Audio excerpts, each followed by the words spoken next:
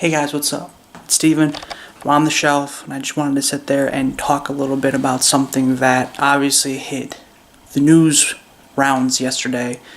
Most of it broken by Jason Schreier, but it was also broken down by quite a few other people. The layoffs at Activision Blizzard.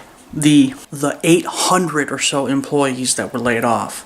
Some of them being there for 15 plus years, according to Jason in his article. A lot of the employees even calling it a bloodbath, according to him.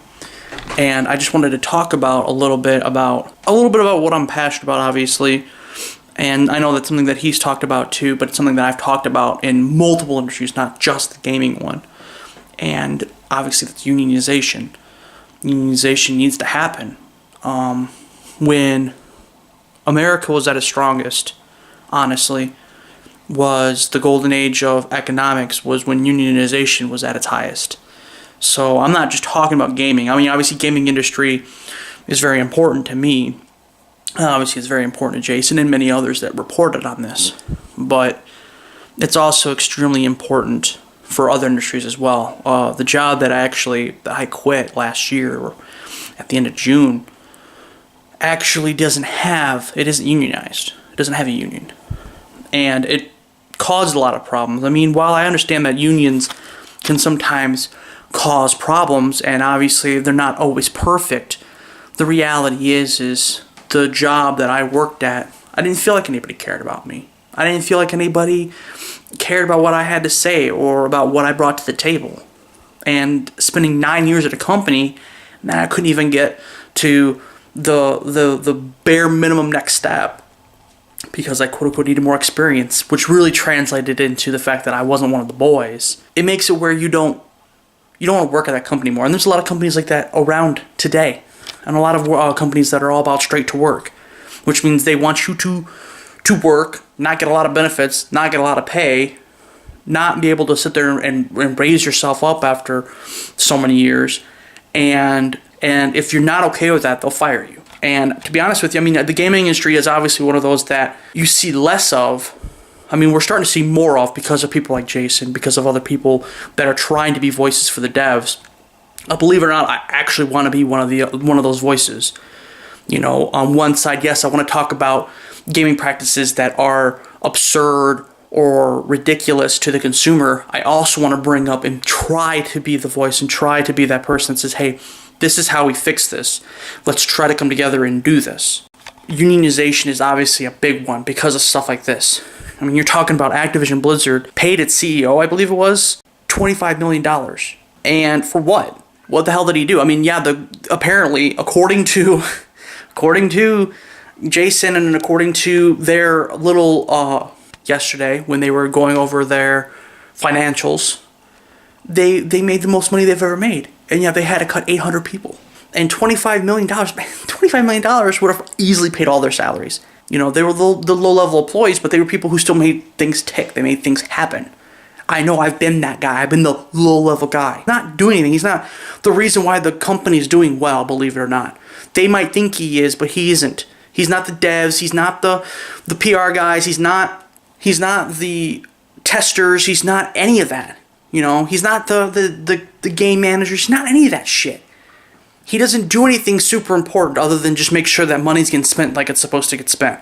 And even then, like, so what? I can do that fucking job. And I do a much better job, too, because I make sure 800 people wouldn't have to get fucking laid off when I had an 8% growth. I mean, that's absolutely fucking ridiculous. Your company should be growing. And while I understand certain cuts, you know, because you're like, look, we got to trim some of the fat, or, you know, we've got to sit there and, you know, make sure that we continue to stay profitable. You were profitable. You know, it would be one thing if you had a negative year. If you were like, okay, hey, we lost 20% business. We're going to have to make some cuts, make sure we continue to fund better, we continue to spend better. Okay, that makes sense, but you made growth, you know, and I was a part of a company that did that same thing. Oh, hey, we can't give you a raise because even though you're doing now the job of 3 people, we're not going to pay you more money because you're making a competitive wage. And even though we're making 50, 60 million in profit, we're not going to give you any of that. Fuck you. The gaming industry has a problem, just like many industries have a problem right now. And that is, you have somebody at the tippy top who has no idea how anything's actually done. They don't care. They just see the profit line. They see their investors. And they're just making sure that the investors are happy and that, and that money's getting to the top. And that's it. And, if we want to do something about it, unionization is how you go about it. I know that, I might sound like a broken record. I'll probably bring it up many more times in the future. But that's how you're going to go ahead and end this shit, or at least make it better. That's the only way you're ever going to start making it get a little bit better. And like I said, it's not just in the gaming industry. It's everywhere. There are factories that do straight to work. Walmart does straight to work. There's industries all over the place that need to be woken up with unionization. We need to have more unions, have more opportunities to have different types of unions. Because until we do something about like that, and we start, doing more regulation, and we do more unions, we do more stuff that's going to make it where they can't do this kind of BS, it's just going to keep continuing. Because that's the other thing. And the main reason why I wanted to wait till today to actually start talking about it, because I was going to actually start talking about it yesterday, and I was glad that I waited because I wanted to see how much more of the story was going to come out. But apparently, they're also going to, Activision Blizzard, they're going to sit there and lay off some more workers over, and I believe it was France, is what Jason said. That there's going to be 134 people laid off from France. The only difference is between France and America, France has fucking laws that says, hey, you have to give them notice so they can look for a job. They're not just fired and fucked. So we need to keep fighting.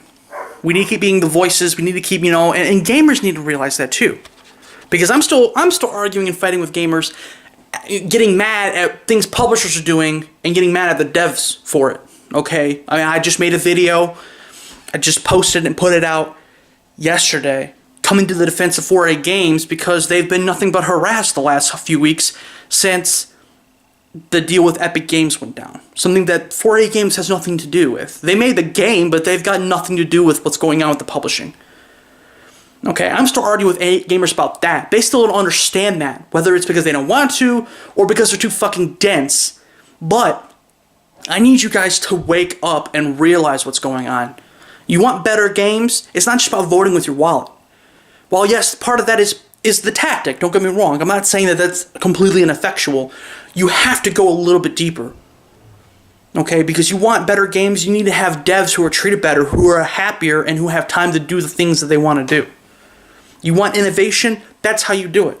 And that goes, like I said, that goes along with anything. Walmart could actually be a better company, and believe it or not, the Walton family could be even richer than they already are if their fucking employees were paid better and treated better and didn't have to run 3 fucking departments by themselves. You wonder why you can't ever fucking find an employee? Wonder why there's nobody at the register? Because Walmart don't want to pay them.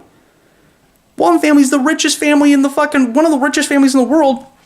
They don't want to pay nobody. And a lot of these publishers are the same way. That's why you're seeing ridiculous lucrative deals and ridiculous profits, and yet none of it's going to the devs. None of it's going to the PR teams or the testers or any of that other stuff. That's all going to the very tippy top. And it's because we have a broken system, and the only way we're ever going to sit there and make it better is by doing something about it. So as gamers, we need to voice out for the devs. You can sit there and talk about how consumer-friendly practices aren't good. That's not a bad. I'm not going to sit there and bag you totally on that, but you have to go the other level, the next step. Okay? And while you're pointing out consumer practices, you also need to sit there and point out the practices done by the publishers and the people at the very tippy top, the CEOs and all these other people who aren't treating their workers or their people correctly. Because that's how we get the next step of good games. I mean, that's why certain studios are doing better than others. Why do you think Warframe has become the game that it's become? Why do you think CD Projekt Red puts out the games? And even then, CD Projekt Red could maybe even put out even better games if people were a little bit happier there. They could maybe put out games in a little bit better of a time and a little bit better, in even better shape than it already is. I mean, they already put out amazing games because they're consumer friendly. But what if they were also developer friendly too? It's just a thought. For now, that's all I'm going to sit there and say. I just wanted to get a quick little video talking about it, bring it to your attention, make sure you voice your concerns, you voice the issues. Because the developers need it more than anything. And the devs, every dev out there, continue fighting, continue talking about unionization. It ain't easy. It's not going to be easy. But you know what? You want better treatment. You want better, pay. You want better stuff. That's how you do it. All right, guys. Well, I'm going to sign off. I'll see you guys later. I'll catch you on the next On the Shelf. Bye, yeah.